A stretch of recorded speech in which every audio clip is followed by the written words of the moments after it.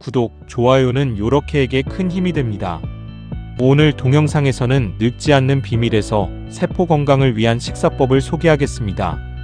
책에 의하면 알코올은 DNA를 손상시킬 수 있는 화학물질로 전환되며 고용량일 때 텔로미어를 손상시킬 수도 있다. 지금까지 만성적인 과음은 더 짧은 텔로미어를 비롯한 노쇠한 몇몇 개의 징후들과 관련이 있어 보이지만 가벼운 알코올 섭취와 텔로미어 사이에는 일관성이 있는 관계가 보이지 않는다. 라고 합니다. 과음이 건강에 좋지 않은 것은 다 아는 사실이지만 한국에서 술 한 잔도 안 하고 사회생활하기가 힘들다는 게 문제지요. 그런데 가벼운 한 잔은 건강에 크게 영향을 미치지 않는다는 말이 솔깃하네요. 그러면 가벼운 한 잔은 어느 정도일까요? 정말 한 잔입니다.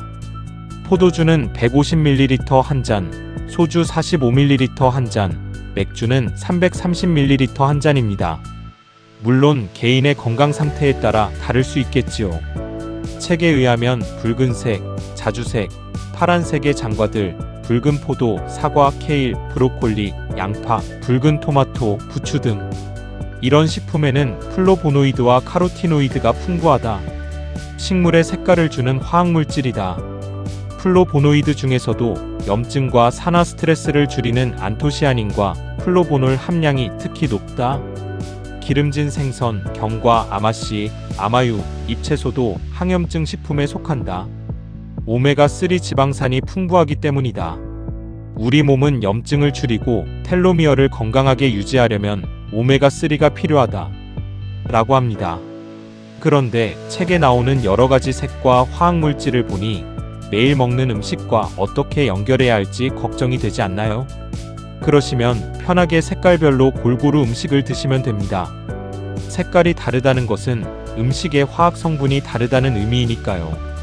5 Colors a Day라는 캠페인이 있습니다. 1988년 미국에서 시작되고 2003년 영국에서 도입한 건강 캠페인인데 매일매일 다양한 색깔의 채소와 과일을 골고루 섭취하자는 것입니다. 그러면 항암, 노화 방지, 성인병 예방에 큰 도움이 된다는 것이지요. 그리고 책에 나오는 장과라는 단어는 식물학에서 사용하는 용어인데 과육과 액즙이 풍부하고 과실 내부에 씨가 들어있는 과일로 포도, 귤, 감 등이 있습니다. 책에 의하면 사람의 텔로미어에는 TTAGG라는 DNA 서열이 계속 반복되어 나타난다. 산화 스트레스는 바로 이 서열, 특히 지지지 부분을 손상시킨다. 자유 라디칼이 공격하면 그 DNA 가닥은 끊어진다. 그리하여 텔로미어는 점점 더 빨리 짧아진다. 마치 세포의 적인 산화 스트레스의 지지지가 풍부한 음식을 제공하는 듯하다. 비타민C를 비롯한 항산화 물질은 자유 라디칼을 먹어치움으로써 자유 라디칼이 텔로미어와 세포에 해를 끼치지 못하게 막는 청소물질이다. 목표가 텔로미어의 건강이라고 할 때 우리는 현재로서는 보충제를 통해 항산화 물질을 섭취하는 쪽은 권하지 않는다. 항산화 물질 보충제와 건강한 텔로미어가 관계가 있는지가 아직 확실하지 않기 때문이다. 텔로미어가 더 길어진다는 연구도 일부 있다.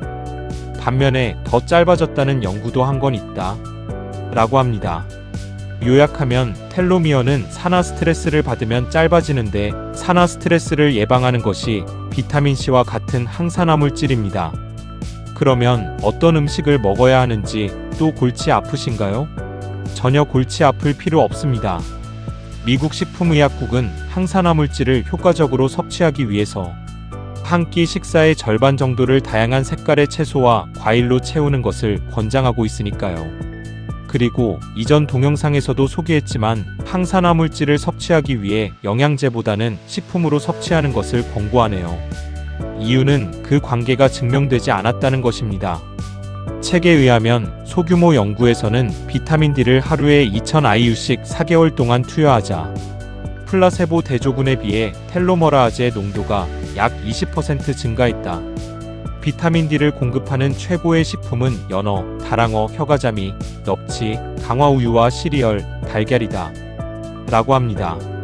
비타민 D는 팔다리를 노출하고 매일 10분에서 20분 정도 햇볕을 쬐면 충분한 비타민이 생성된다고 합니다. 단 유리창을 통과한 햇볕은 효과가 없다고 하니 참고하시고요. 그러나 여름에는 자외선 차단제를 바르고 겨울에는 팔다리를 노출하기 어려우니 햇볕 쬐기가 쉽지 않습니다. 그래서 영양제로 비타민 D를 섭취하는 경우가 많습니다. 비타민 D의 적정 용량에 대해서는 의견이 분분한데 비타민 D는 수용성이 아니고 지용성이므로 하루에 2000IU 이상 섭취할 경우에는 의사와 상담하는 것이 좋겠습니다. 오늘 동영상은 여기까지입니다. 다음 동영상을 기대해 주세요. 감사합니다. 요렇게였습니다.